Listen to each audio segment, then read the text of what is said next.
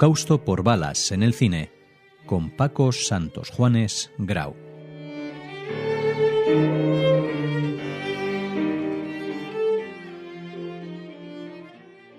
Es un placer recibir en su programa a Paco Santos Juanes Grau. Bienvenido, Paco. Muchas gracias, Raquel, y de nuevo un saludo cordial a todos los oyentes de Radio Sefarat. Ya saben que Paco Santos Juanes Grau es el responsable de este programa Holocausto por balas en el cine, un programa, Paco, al que dedicas muchísimo tiempo de investigación, de selección, de pensar en qué puede interesar a las personas que quieran formarse, que quieran saber más sobre este episodio tan trágico de la Shoah que no todos conocen en profundidad. En esta ocasión, ¿de qué nos vas a hablar? ¿En la parte histórica? ¿Y qué vas a tratar en la parte cinematográfica? Pues bien, en la parte histórica vamos a entrar en cierto detalle con algunas órdenes, directrices, comunicaciones militares, ¿de acuerdo? Que vamos a seguir un orden cronológico y cómo están relacionadas con el Holocausto por balas. Y luego hablaremos también de la película Europa y la serie de televisión Hijos del Tercer Reich. Wow, propuestas buenísimas, pero así la primera pregunta que me surge es ¿por qué has escogido hablar de órdenes militares? Seguimos en la campaña del Este, la invasión de la Unión Soviética.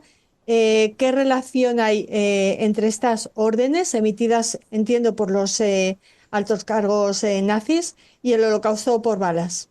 La pregunta es muy interesante porque la verdad es que este tipo de órdenes se han estudiado mucho por los historiadores a lo largo de décadas. Y como siempre muchos dicen, es de una guerra donde se han podido reunir muchísimos documentos donde confirman este proceder de los nazis. Y a veces pienso los que se han perdido, ¿de acuerdo? Pero vamos a hacer un recorrido y como una especie de embudo vamos a empezar por algo más general y vamos a ir aterrizando de cómo se implementan ya los fusilamientos masivos del Holocausto por balas, leyendo fragmentos y textos originales de las órdenes.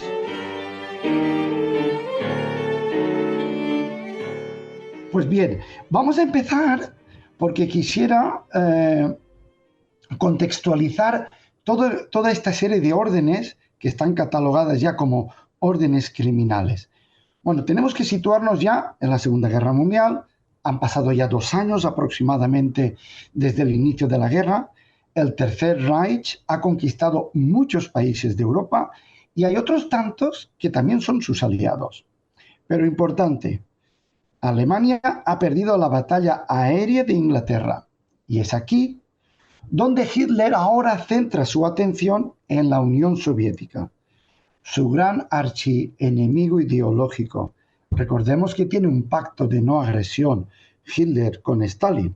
Bueno, pues en esta preparación de este ataque se emitieron toda una serie de órdenes y directrices para conducir esta invasión. Y la primera de ellas que vamos a mencionar apareció 7 meses antes del ataque final en junio de 1941. Pues fue en diciembre de 1940. Eso quiere decir que los meses anteriores se estaban haciendo como propuestas, también había directrices, orientaciones, estudios, pero en diciembre de 1940 hay algo que lo cambia todo. Y es un documento que confirma ese ataque. Es como una especie de decir, ahora sí, ahora está por escrito y ya no nos podemos volver atrás. Ahora vamos a atacar y en serio. Esta directiva está firmada por el mismísimo Adolfo Hitler. Son 9 hojas y es como se daba luz verde a concretar ya las operaciones militares que se iban a realizar. Y fue una campaña que está catalogada como una de las más ambiciosas de la historia. Es una campaña que cambió el curso de la historia, provocó millones de muertos, incluso la posguerra se vio afectada por esta campaña del Este. de no haberse emitido, la historia hubiese sido completamente diferente.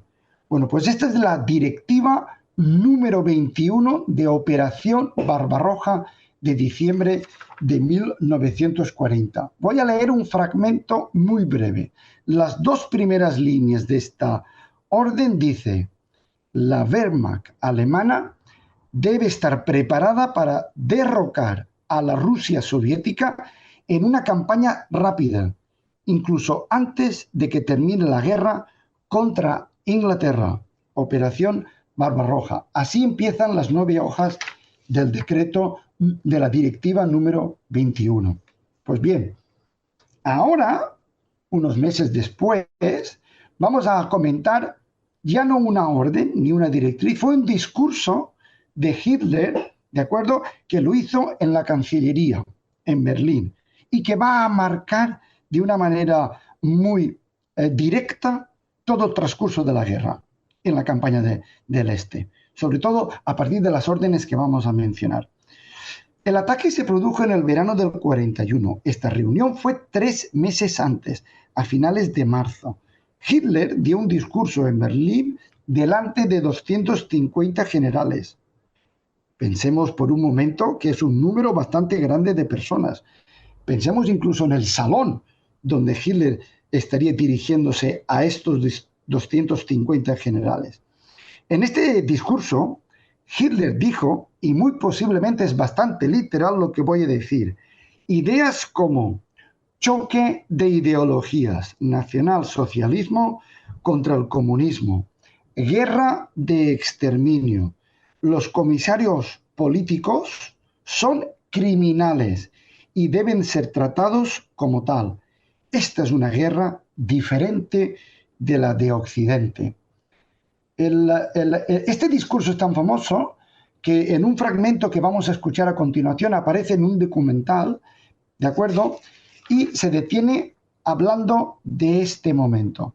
El documental es El ascenso de los nazis, la temporada 2, y es el episodio 1, y fíjate el título, Barbarroja. Bien, en este documental vamos a escuchar lo que he mencionado yo de estas ideas principales del discurso.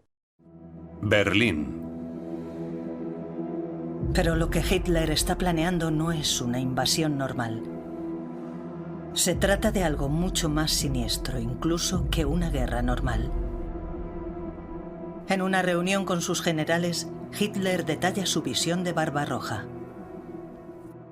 Hitler les dijo que aquella sería una guerra diferente a cualquiera anterior, que no sería una guerra convencional, sería una guerra entre razas por la supremacía racial. Un enfrentamiento en el que no tendrían ninguna consideración por las reglas convencionales de la guerra. El hombre que está al otro lado no es tu camarada, es alguien al que hay que exterminar. No habrá piedad, será absolutamente despiadado.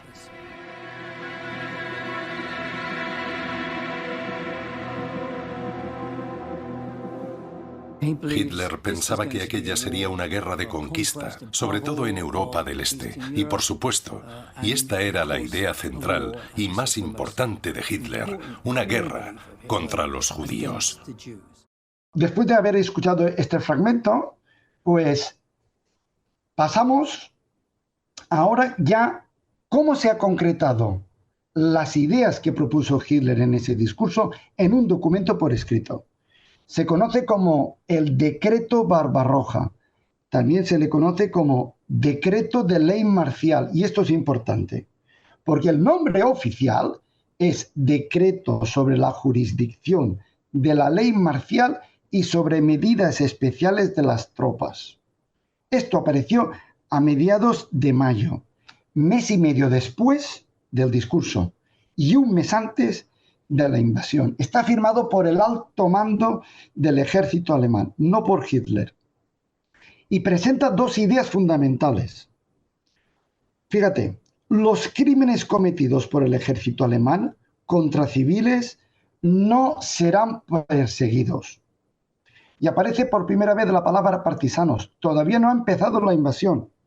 Los partisanos deben ser eliminados sin piedad en la batalla. Todo oficial tendrá derecho a realizar ejecuciones sin juicio previo. Esto supuso para los generales una especie de conmoción, porque preveían que hubiese como indisciplina entre las tropas. Ahora vamos a escuchar otro pequeño fragmento donde escucharemos a un narrador que habla precisamente de este decreto de ley marcial. También escucharemos a los comisarios políticos, que hablaremos a continuación. Y justo después del fragmento oiremos a un profesor de historia de la Universidad de Jerusalén, donde habla de ese concepto de guerra nueva, esa guerra diferente. La Operación Barbarroja no es una guerra normal. A cada soldado alemán le han dado instrucciones firmes desde arriba.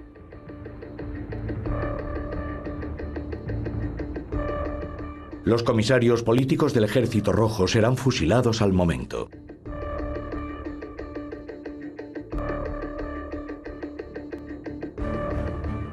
El decreto de ley marcial exonera a todos los soldados alemanes que cometan crímenes contra civiles soviéticos. Luz verde para las atrocidades militares.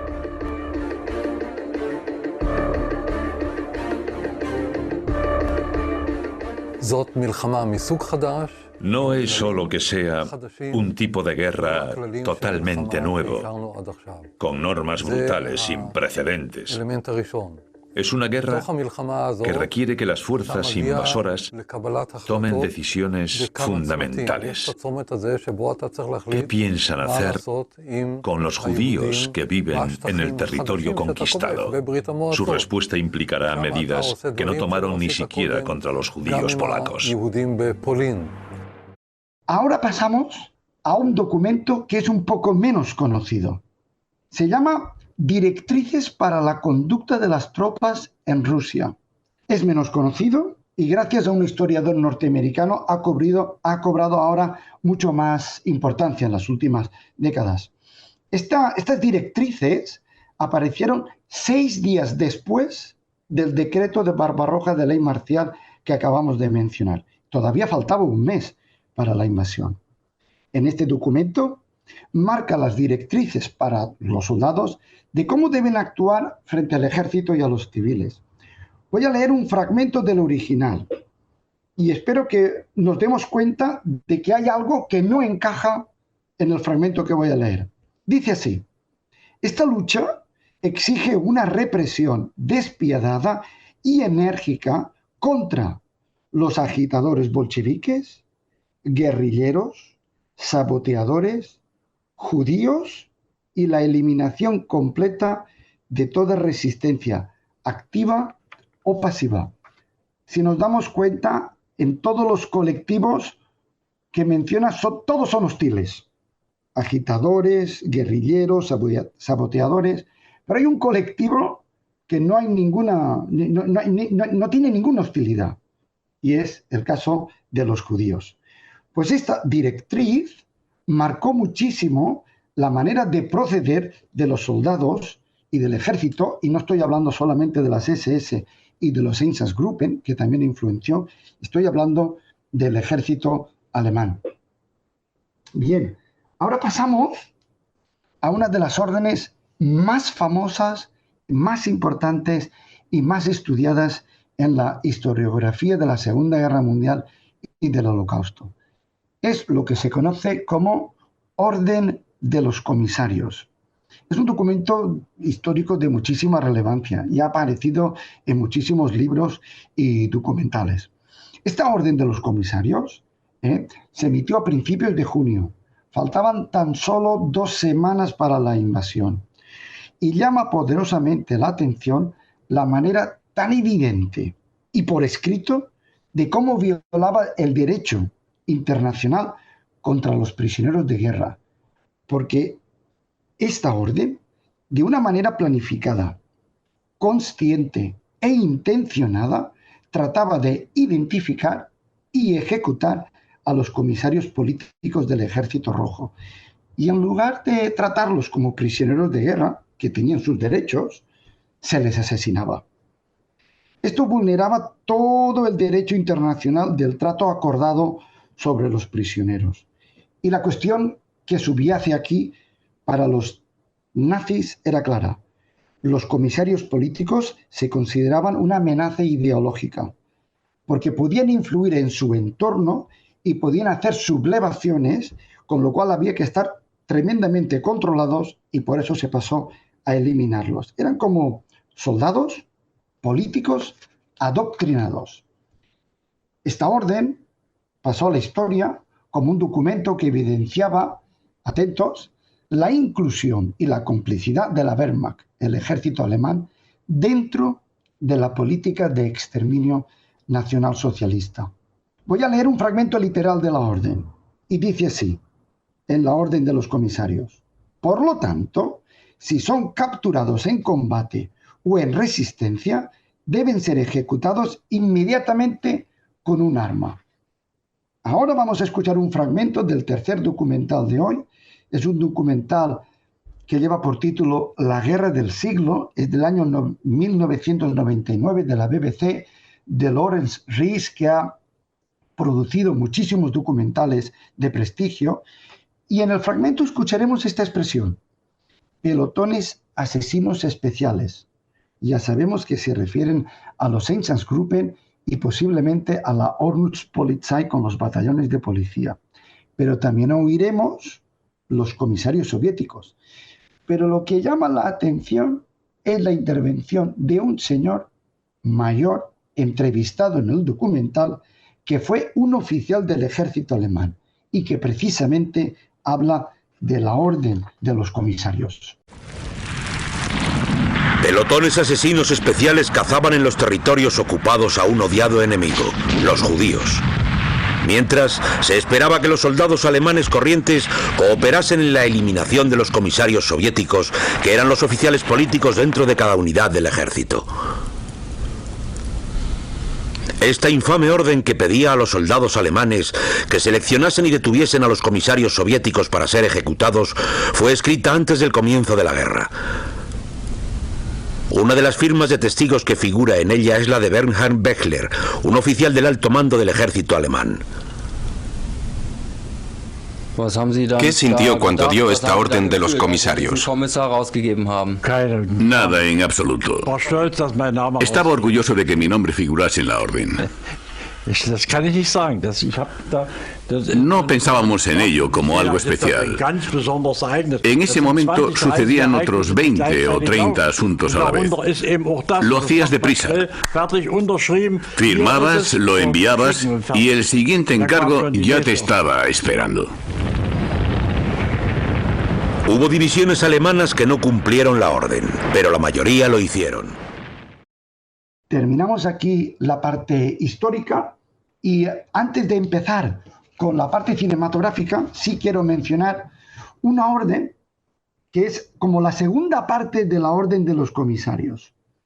Esta orden se emitió, ya se había empezado la invasión en la Unión Soviética, llevaban 10 días de ataques y estaba dirigida a los máximos representantes de las SS, que no del ejército alemán.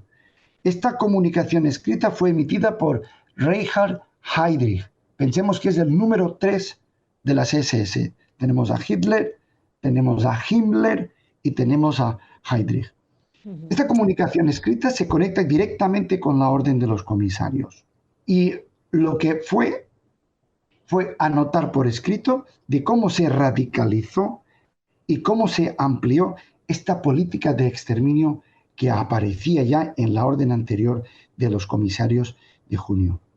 Bien, vamos a notar ciertas diferencias, porque la orden de los comisarios que acabamos de mencionar antes se ejecutaba a los comisarios políticos uniformados, pero esta orden, esta comunicación de Heydrich, amplió la persecución, la identificación y la ejecución de más colectivos. ¿Qué colectivos eran? Pues fíjate, judíos en posiciones del Partido Comunista y judíos en cargos del gobierno. ¿Qué observamos entre la orden de los comisarios y la comunicación escrita de Heydrich? el colectivo de los judíos ya aparece. Aparece como judíos comunistas, y debemos de saber cómo el nacionalsocialismo hacía una conexión directa entre el bolchevismo y el judaísmo. Para los nazis era lo mismo, era como una moneda y sus dos caras eran el bolchevismo y judaísmo. Bien, ahora sí que hemos terminado con la parte histórica. Sí.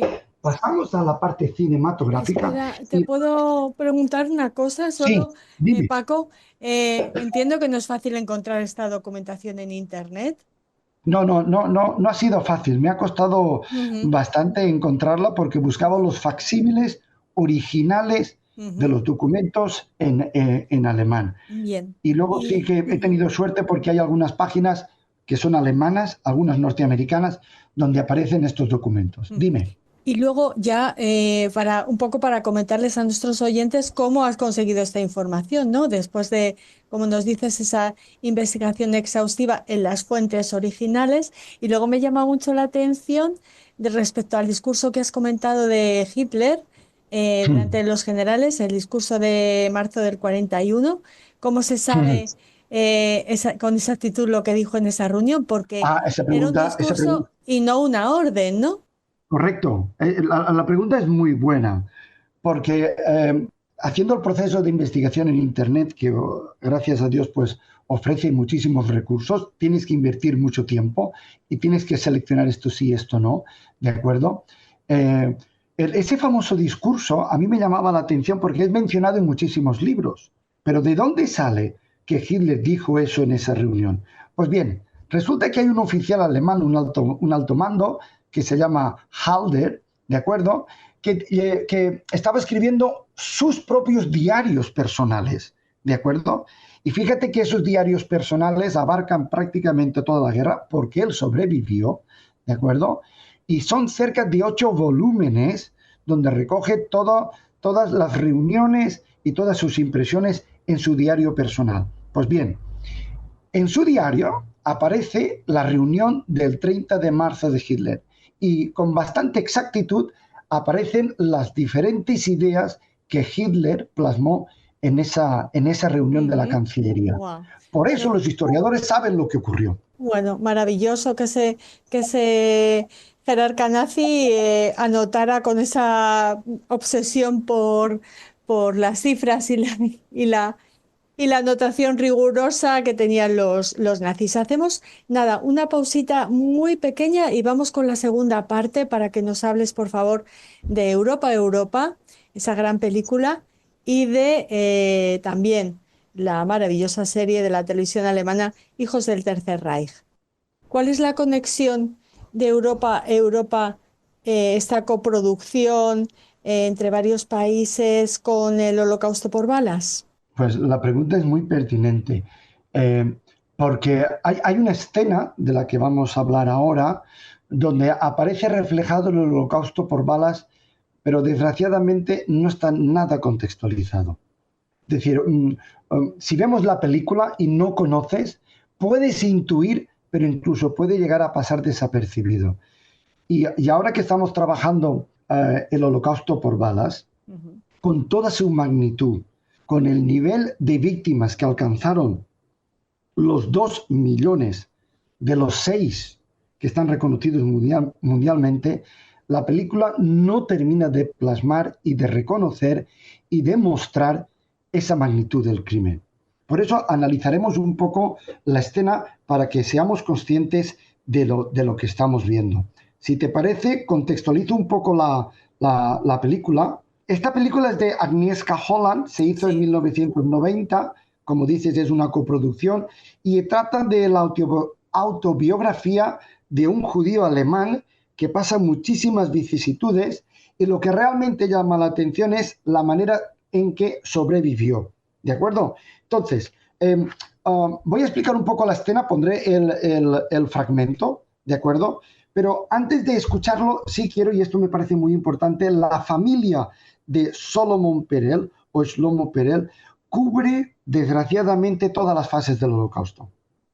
Eran 4 hermanos, su padre y su madre. Fíjate que el padre murió de hambre en un gueto, eso es una fase del Holocausto. Su madre murió, parece ser, en un camión de gas, posiblemente en el campo de exterminio de Chełmno. Eso es otra fase del Holocausto. Un hermano suyo vivió en un gueto, en campos de concentración, y sobrevivió. Otro hermano, gueto también, y sobrevivió. Su hermana murió en una marcha de la muerte. Y Solomon Perel, de lo que vamos a hablar ahora, estuvo a punto de morir en el Holocausto por balas en una ejecución. Me parece fascinante cómo en realidad una familia cubrió todas las fases del Holocausto. Qué interesante ese apunte que nos conecta eso con las fases del Holocausto de las que ya habíamos hablado aquí. Sí. Seguro que nuestros oyentes recuerdan que esta película es la de este joven que se hace, que tiene que vivir entre nazis y hacerse pasar por nazi para sobrevivir. Correcto. Y seguro que con ese apunte también lo recuerdan, y con esta escena conocemos más detalles. ¿De qué escena se trata, Paco? Es la escena justamente de su detención. Es el momento en que él viene de un orfanato soviético, él habla ruso, junto con otros soldados, lo detienen. De hecho, hay comisarios políticos entre el grupo detenido y cómo se están quitando las insignias porque saben qué va a pasar con los comisarios, ¿vale? Y vamos a escuchar cómo él se presenta hablando en alemán y cómo los soldados alemanes le creen. Lo importante es que vamos a oír de fondo el sonido de las ametralladoras. Eso es el Holocausto por balas, que no aparece explícitamente bien explicado en la película. En cambio, en el libro sí. En el libro sí aparece bien explicado el contexto, incluso aparece el nombre de Einsatzkommandos y aparecen los comisarios políticos. Vamos a escuchar el audio, ¿vale? Y pasamos y terminamos con Hijos del Tercer Reich. ¡Vamos! ¡No os abandonéis! Tú! ¡Cuidado con lo que haces! ¡Los judíos delante! ¿No me habéis oído? ¡Los judíos delante! ¡Venga, hop, hop, hop, más deprisa! ¡Vamos, hop, hop, hop, moveos! ¡Documentación! ¡Vamos, sal de ahí! No entiendo lo que dices. ¡Vamos, fuera! ¡Fuera!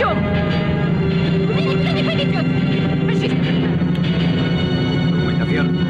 Vamos, deprisa.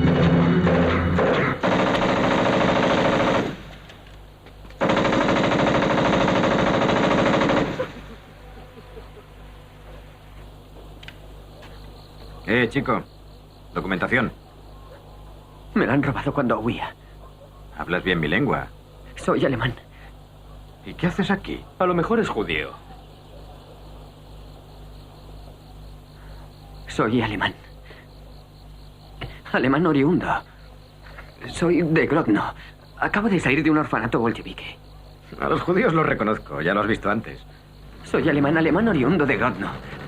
Los bolcheviques me metieron en un orfanato. Schulz, quédate aquí. Le llevaré con el sargento. Vamos, poneos en fila. Bien, hemos oído el tema de las ametralladoras, ¿de acuerdo? Hemos intuido lo que está sucediendo y vamos a terminar con una serie de televisión, Hijos del Tercer Reich.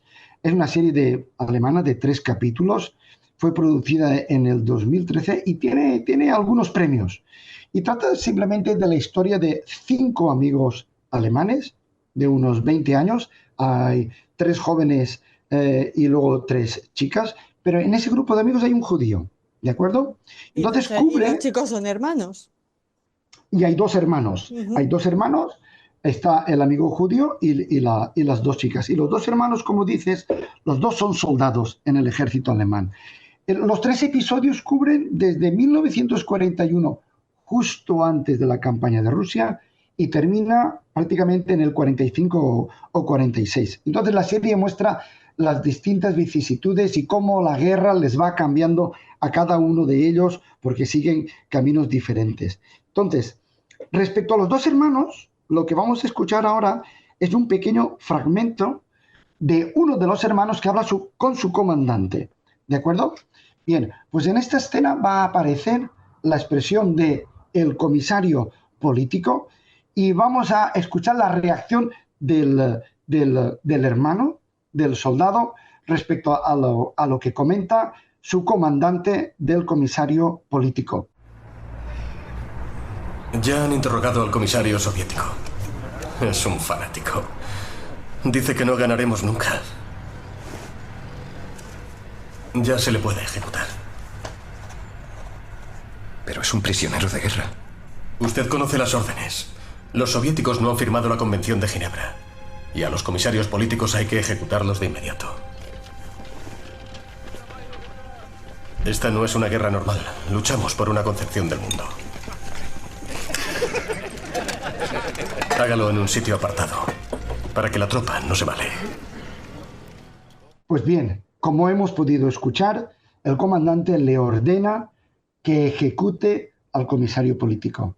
Hemos escuchado también cómo dice que es una guerra diferente, es una guerra nueva. La sorpresa del protagonista ante la ejecución, pero esta orden, la orden del comisario, era bastante, por no decir totalmente conocida, no solamente por la SS, sino por el ejército alemán. Por eso hay algunos críticos respecto a la serie donde no termina de plasmar con la cruda realidad lo que ocurrió respecto al ejército alemán y el Holocausto y respecto a la población civil. Bueno, pues Raquel, terminamos aquí este episodio número 8 del Holocausto por balas en el cine.